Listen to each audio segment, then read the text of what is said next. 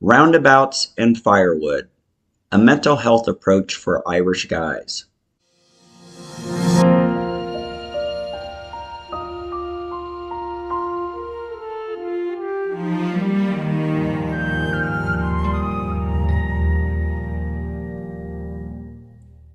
Chapter 7, Therapy. One afternoon, with Kian due to be born in 4 months, I was at a self-checkout stand attempting to buy ingredients for lasagna. I noticed a few green drops of liquid on the surface of the machine where I was supposed to scan my items. Instead of seeing them as a few harmless drops of a fountain drink, I concluded the liquid was a toxic substance that would be absorbed by the ingredients in my basket, poison my pregnant wife, killing her and Kian before he was even born. To avoid this catastrophe, I ran out of the store, drove home, threw my clothes away, and stood in the shower for about 20 minutes trying to scrub off any residue that could have gotten on my hair or skin through an evaporation transfer process that I was certain was a reasonable possibility. For 5 years, I had tried to convince myself that my problem was nothing more than a minor eccentricity that got out of hand every once in a while. No matter how frequently I experienced an episode, no matter how bizarre my thoughts and subsequent compulsions were, I found a way to rationalize why my behavior was something I merely needed to tolerate. But with fatherhood around the corner, I finally had to accept that going to a grocery store should never be that terrifying. The next day, I called my health insurance company, and a week later, I walked into the office of a psychologist. The psychologist shook my hand and introduced himself as Robert. He sat down and took out a pen and a yellow notepad. I sat down, and without any prompt, I jumped right into it. Here's the deal. I have an irrational fear of household products. Stuff like Drano, bathroom cleaner, detergents, and other stuff like ant traps, antifreeze, wood stain, and paint. In the last year or so, I've been able to add uncooked meat to my list, but as of right now, it can't compete with any of the inorganic items. Make no mistake, I understand that you should be careful with this stuff, but you shouldn't spend a half an hour washing your hands after using scrubby, bubbly bathroom cleaner, fearing that if you don't get every last molecule off your body, you'll be poisoned. When Robert realized I was done with my initial statement, he stopped writing, looked up at me and asked, "Do you think someone is trying to poison you?" "What?" "Do you think someone is trying to poison you?" "I don't know where you got that. I have enough problems without bringing someone else into the picture." "So you don't think someone is trying to poison you?" "No, I don't think someone is trying to poison me. Do you think someone is trying to poison you?" "Scott, I'm just trying to determine the nature of your problem." "Point taken. Here's my problem. I have an irrational fear of being poisoned by household products.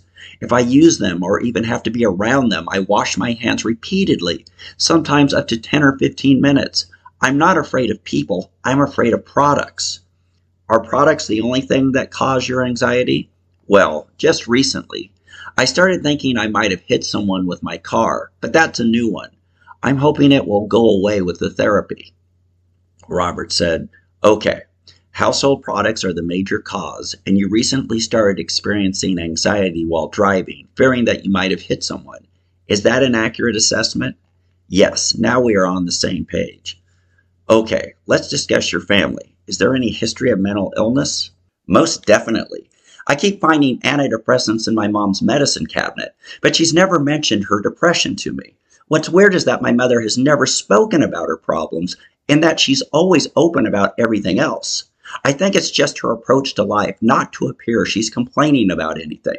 She could be having a heart attack, an epileptic seizure, be in the middle of a period of deep depression, and she still wouldn't miss a party she'd been invited to." "What about your dad?" "He doesn't take medication. He just drinks, or he used to. He had to stop. It was either that or die." "So he was an alcoholic?" "Oh yeah, but a model alcoholic." "A model alcoholic?" "Yeah. Drinking never slowed him down. He was the athletic director at my grade school, ran the bingo game every Wednesday, fixed everyone's car in the neighborhood after work and on weekends, came to both my brothers and my baseball, basketball, soccer, and football games, refereed them when someone didn't show up. He did all this while under the influence. Sort of impressive if you think about it. If I have more than one beer, I have to go to sleep. Did he experience mental illness? Maybe drinking was a form of self-medication. Yes, I'm certain that he's been battling mental problems for most of his adult life. Did he ever mention any of his problems to you? No way! You have to understand, he would have thought suffering from a mental problem was a sign of weakness. He wasn't going to mention any issues to me, or anyone else for that matter. He's from that generation of blue-collar guys that believe mental problems are something to be embarrassed about, something your friends would not have sympathy for, something that's okay for your wife to have, but not you. Go to work, come home, have a few beers, and then attend to your after-work duties and have more beer. Working class through and through with no time or willingness to complain. You have to understand that he grew up during a time when electric shock therapy was an accepted treatment for things going wrong in your head, and a mental health issue meant being locked up in a loony bin. But what kind of problems? Anxiety-type OCD problems? Yes, he exhibits OCD behavior. It was only when I was a teenager that I noticed any peculiarities. His insistence on orderliness is nerve-wracking.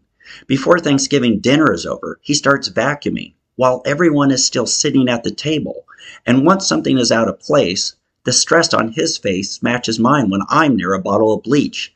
As a kid, I'm not certain orderliness in the house was such a big issue, but he needed to be doing something or he was restless. Maybe the restlessness was just him being nervous. About what I couldn't say. He was always doing something and always drinking when he did. His neat freak anxiety definitely got worse after he stopped working on cars.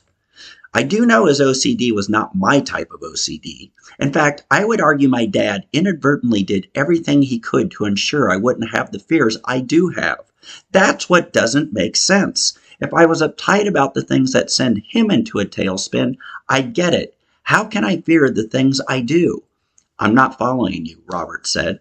I was trained not to have a fear of household products. How can I be my father's son and end up like this?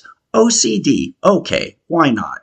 Throw the genes of my parents together and it's inevitable that you're going to be born with some kind of disposition to mental issues. Still, what I obsess over makes no sense. If it had been the need for symmetry, hoarding, nonsensical doubts, or any other of the common obsessions, I could accept it. But household products? If you knew my dad, you get the absurdity of it. Let me give you an example. I can remember when I was 10 and trying to earn some money. My mom told me that if I could mow the lawn and pull out all the weeds, she'd give me $2. The mowing wasn't a problem, but I almost gave up when it came to the weeding. Then my dad came to my rescue. You don't need to pull those out, just pull the trigger, I heard him say. I turned around, and looking down at me was my father with a bottle of Roundup in one hand and a Mickey's malt liquor in the other. He handed me the weed killer, and pull the trigger I did. I not only sprayed the weeds, I also hit some of the chives we always had growing for our baked potatoes. My dad's response when he saw that my aim wasn't that good? Don't worry about it. I've eaten worse, plus the rain will get rid of most of that shit. Go tell your mom that you're done with the weeds. A half an hour later, I was at McDonald's stuffing my face with grease-ridden fries mixed with ketchup and the weed killer I hadn't bothered to wash off. Robert scribbled all of this on his notepad. I continued. As a boy, you believe your dad. You have no reason to question him, and why would you if you don't have to pull weeds and you get to visit the Golden Arches? My dad's mantra throughout my childhood, when it came to absolutely everything that now sends me into a tailspin, was, fuck it, you'll be okay. When I had to siphon gas from a car, leaded gas, mind you, he watched as I accidentally ingested a mouthful. As soon as he quit laughing, he said, don't worry about it. Your burp will taste like shit for a couple of days. But fuck it, you'll be okay. I know a guy who puts gasoline on his hamburgers. And that's the other thing he did. Offer reassurance by telling me about someone he knew who had been through a similar experience but worse. If I was to go home and tell him that the radiologist accidentally took 100 extra x-rays of my broken wrist and forgot to place the lead cape over my genitals, my dad would respond with a story about a guy who lived in the middle of the hot zone of Hiroshima for 10 years and went on to have 14 healthy children. At my dad's disposal was a story of some guy he knew that had been exposed to lethal doses of every kind of poisonous agent in the history of man. Not only did this guy live, he flourished. Growing up with my father, I was led to believe that exposure to toxic substances was a prerequisite for a long, healthy life. And yet, somehow, here I am sitting in your office worried that if I walk too close to an ant trap, I'll die. Robert looked up from his notepad and said, I think we can say that there is a history of mental illness in your family, but the anxiety has manifested itself differently with you than it did your dad. Would you agree with that, Scott? It was true when Robert asked the question, and it was truer now with me sitting in the car with my son and his new birthday toys in the back seat.